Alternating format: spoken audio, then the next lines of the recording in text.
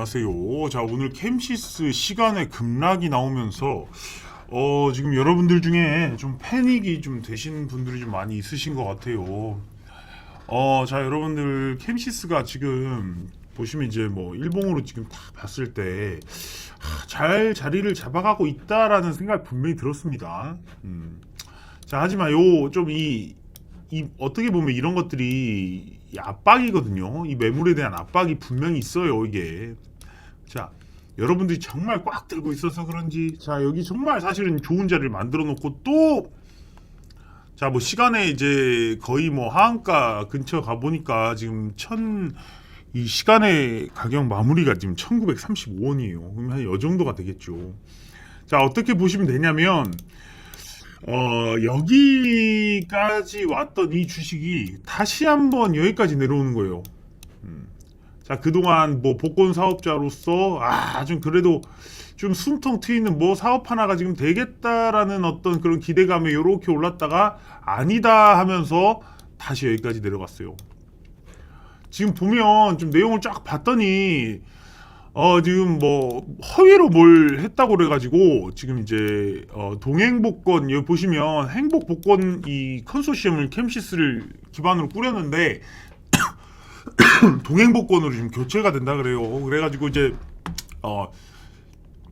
이로써 보니까 판매액이 한 6조 기준으로 봤을 때 연간 사업자 수익 640억 원의 상당인데 그것을 또 여러 회사가 좀 나눠갔기 때문에 사실 이제 한 300억, 400억 정도 규모의 어떤 수익을 낼 수 있었던 그런 사실을 어떻게 보면 캠시스라는 기업에는 상당히 좋은 기회였다고 저는 봐요. 그런데 그런 것들이 이건 좀 안 됐다. 뭐 그런 부분인데, 자, 제가 보기엔 그렇습니다. 이거는 플러스 알파적인 부분이에요.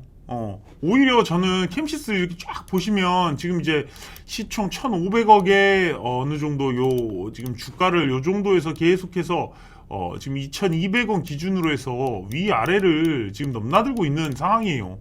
급등과 급락이 지속되고 있어요, 지금. 자, 그러면서 다시 여기서 또 여기까지 빠지는구나. 그렇지만, 자, 오히려 저는 이런 생각을 합니다. 대부분 종목들이 안 가는 이유 중에 하나가 굉장히 무겁기 때문에 그런데 제가 거기에 좀 일조를 하는 게 아닌가 싶어요. 지금 캠시스를 정말 많이 들고 있으신 분들이 좀 있으신 것 같고, 자, 저도 주식 투자를 많이 하는 입장에서 말씀을 드릴게요. 주식 투자에 어떤 돈을 많이 쓴다라는 것이 쉽게 사고 팔 수가 없는 부분이에요, 사실은.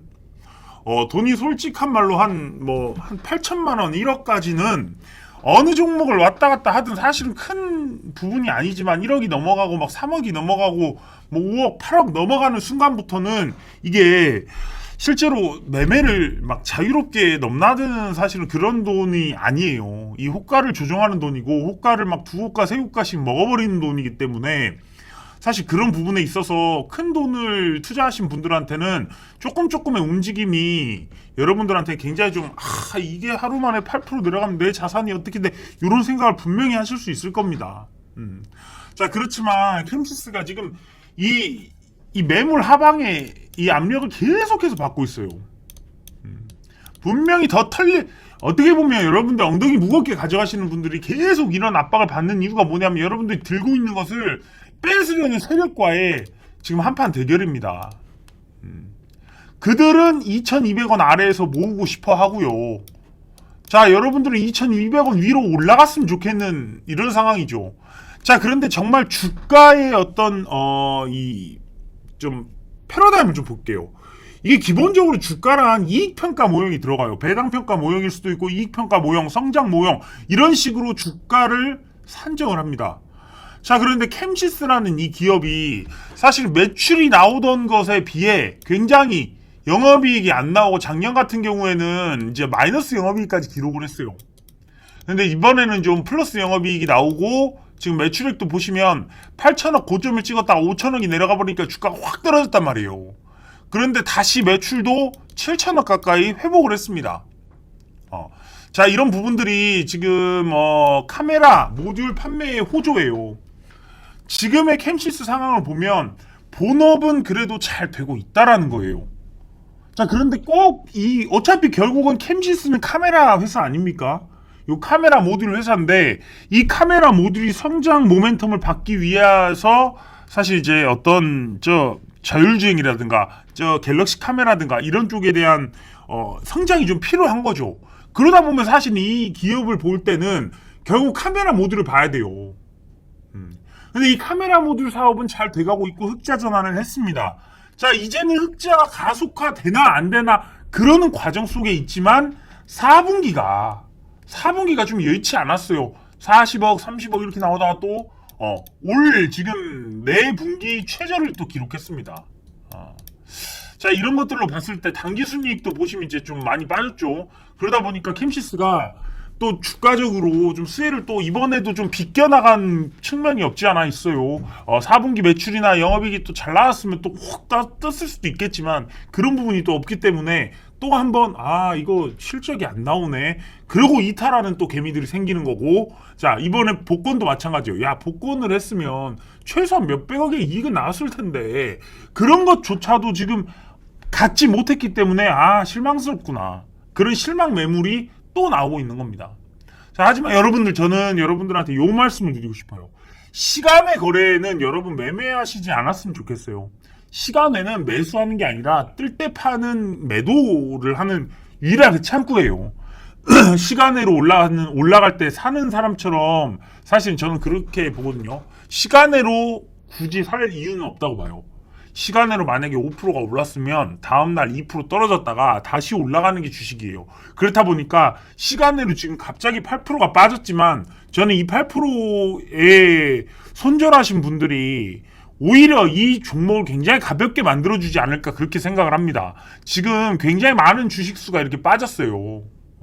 보시면 이제 굉장히 많이 빠졌죠. 막 10만 주, 11만 주, 13만 주, 10만 주 이렇게 캠시스에 기대했던 요 투자자들이 빠진 거거든요. 자, 그러면서 주가는 다시 1,900원대 초반으로 이렇게 회귀를 했습니다.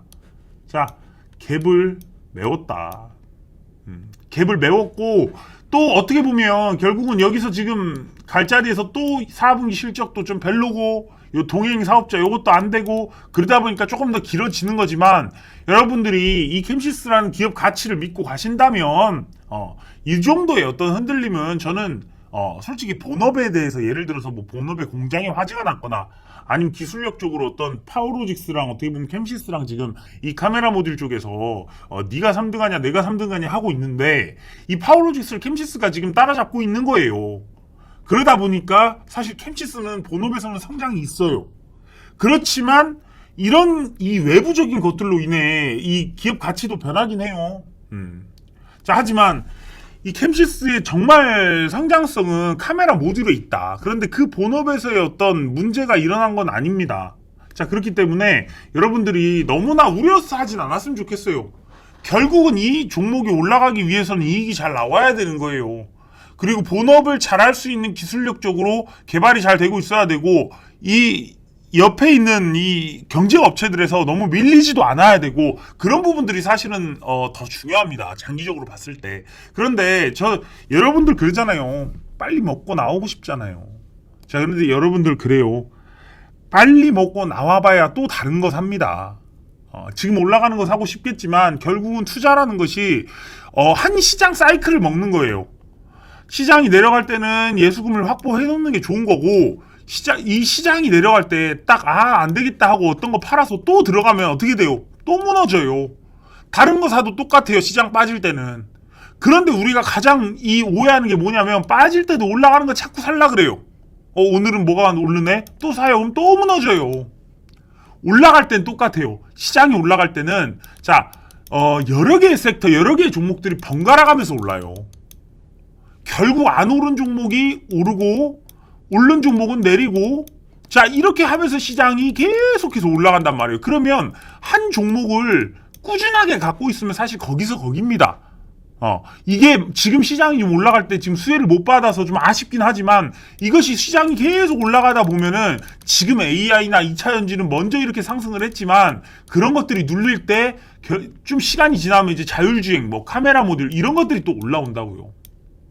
자, 그러다 보니까 시장의 움직임에 있어서 여러분들이 딱 요런 정도의 어떤 마음가짐을 갖고 왔으면 좋겠어요. 시장이 올라간다. 그렇다면 내가 보유한 종목이 괜찮다면, 이 회사가 건전하다면, 이 기간은 충분히 갖고 가도 되겠다. 이렇게 좀 생각을 하셔야 될 것 같아요.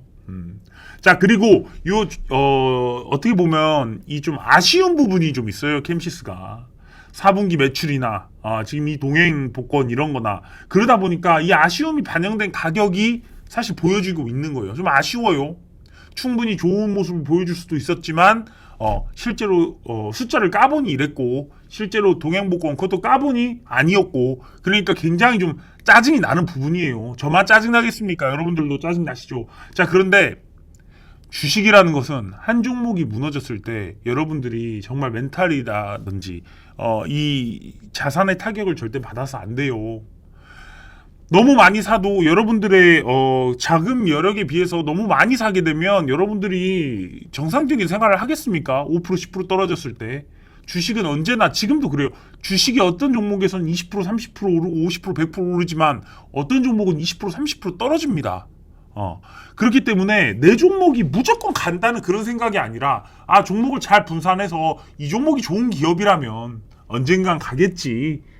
좋은 기업이 사업을 잘 하고 앞으로 잘 이 사업을 이끌어 나가면 결국은 수혜를 받지 않을까요?